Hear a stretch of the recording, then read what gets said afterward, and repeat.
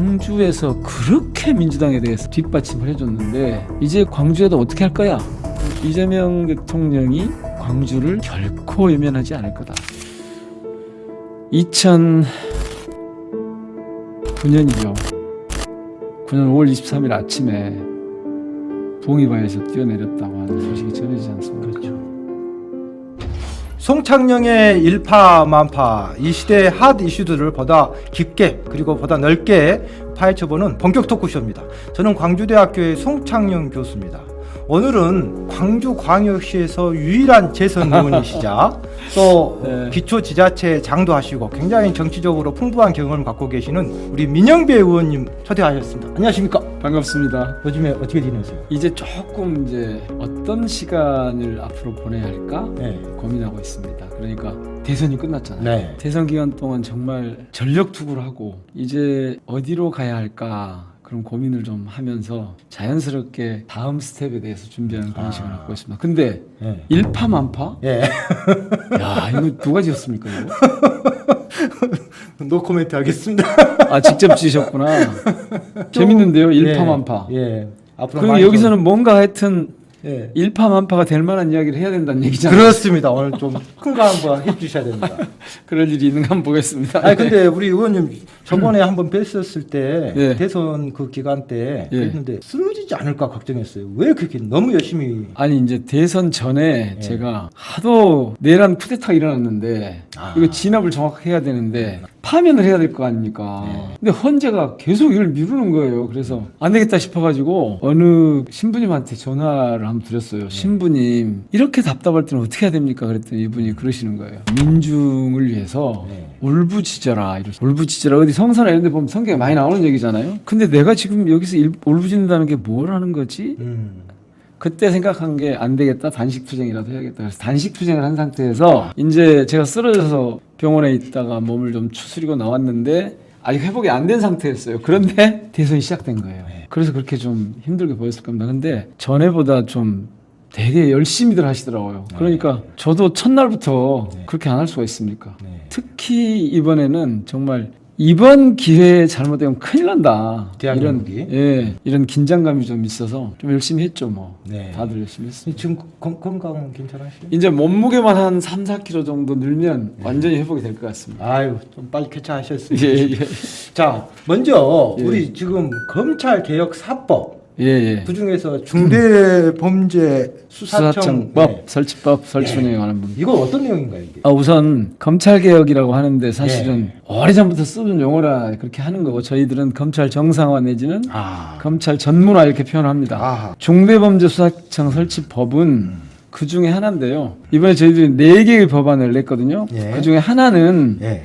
검찰청 법을 폐지한다. 그래서 검찰청을 없애면 여기서부터 이제 좀 전문화하겠다는 거예요. 전문화한다는 말은 수사와 기소를 분리해서 각각 보다 더 전문성을 확보해서 이 영역에서 이전까지 있었던 문제가 생기지 않도록 해보자라는 뜻이고, 그 다음에 이걸 정상화한다는 뜻은 세계 모든 나라에 우리나라처럼 이렇게 수사 기소가 검찰에 의해서 완전히 이렇게 꽉 이렇게 쥐고 있는 그립이 이렇게 센 이런 경우는 없거든요.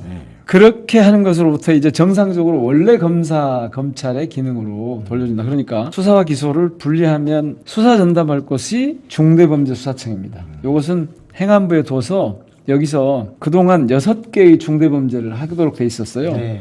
그 흔히 부경, 공선, 방대 그렇게 얘기하거든요. 부패범죄, 경제, 공무원 범죄, 그다음에 선거범죄, 뭐 중대재해, 그다음에 뭐 방위산업 이쪽 관련된 건데 거기에다가 2개를 좀 보탰죠. 어떤 거? 이번에 내란위안죄. 이번에 내란이 있었으니까 내란위안죄하고 마약 수사. 그래서 8대 범죄를 이 중대범죄수사청에서 하시오. 여기 관할은 행안부로 합니다. 이렇게 한 법안이 하나 있어요. 그게 제가 대표 발의한 부분이고 또 하나는 공소 관련된 일만 하세요. 그래서 여기는 공소청, 그래서 법무부에 두고. 그런데 그렇게 둘로 이렇게 나눠놓고 나니까 이제 수사기관이 3개가 있는 거예요. 지금 경찰에 있는 국가수사본부, 고위공직자들 범죄 수사는 공수처. 그 다음에 지금 검찰에서 하든 중대범죄 하든 이 중대범죄수사청 이렇게 세 개가 생기니까 수사기관 간에 이 갈등이 생기거나 조정해야 될 문제가 생기면 국가수사위원회가 그걸 관리 감독하고 감찰도 하도록 그렇게 해놨어요. 그러니까 수사기관에 대한 견제와 갈등 조정 이런 것들을 좀 하도록 하기 위해서 그건 국무총리 하나에 국가수사위원회를 뒀어요.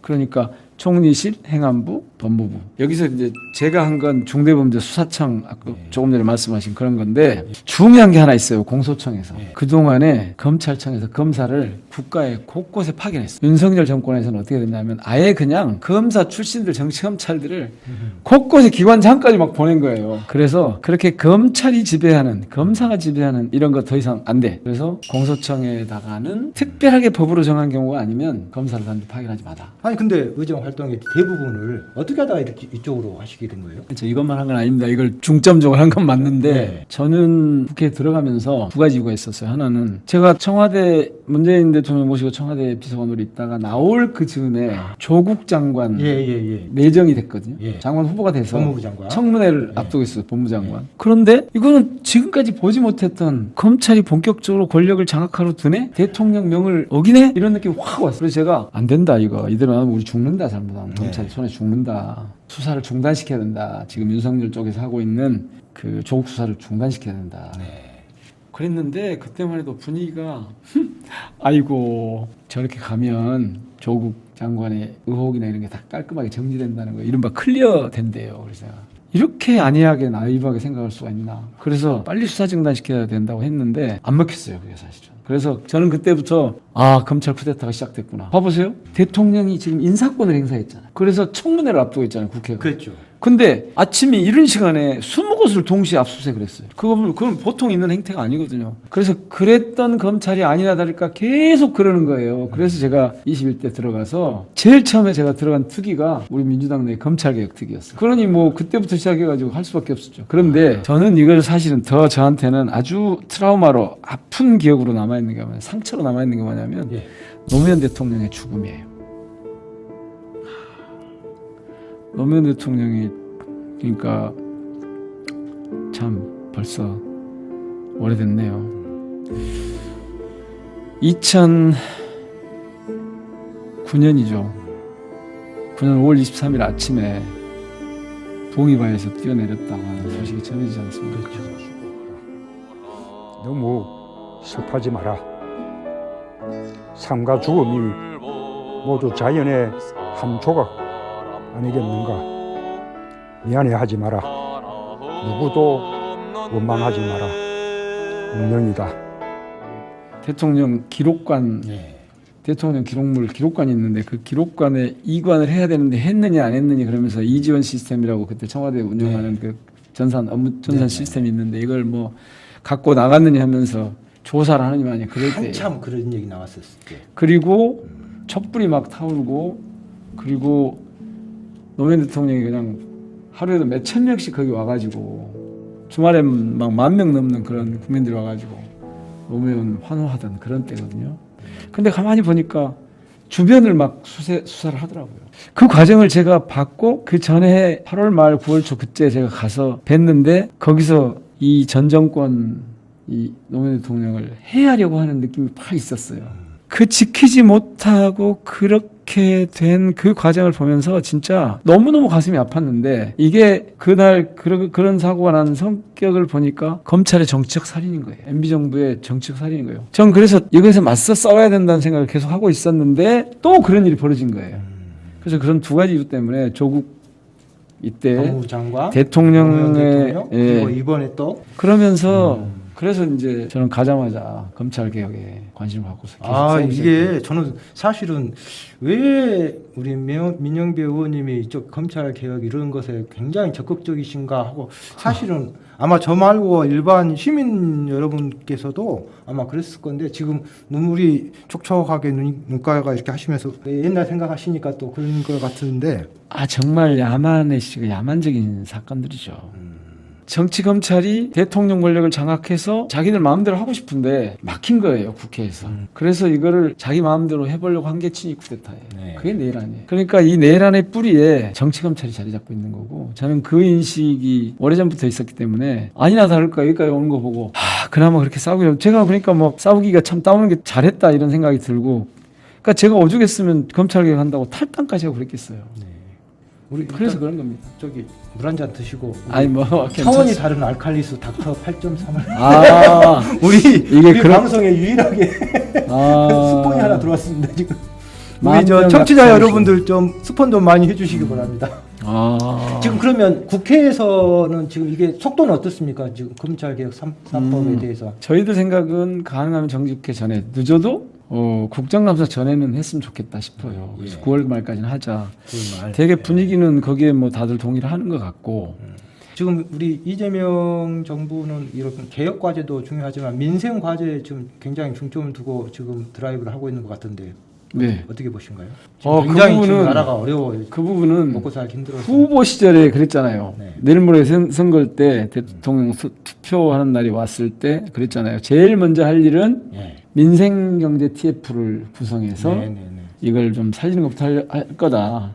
그리고 나서 바로 당선되자마자 그 다음날 증시를 찾았잖아요. 네. 거기서 명확하게 메시지를 냈죠. 부당한 거래를 통해서 그 이익을 얻으려고 하는 건 안 된다. 그렇지만 이 증시가 활성화되도록 할 거다.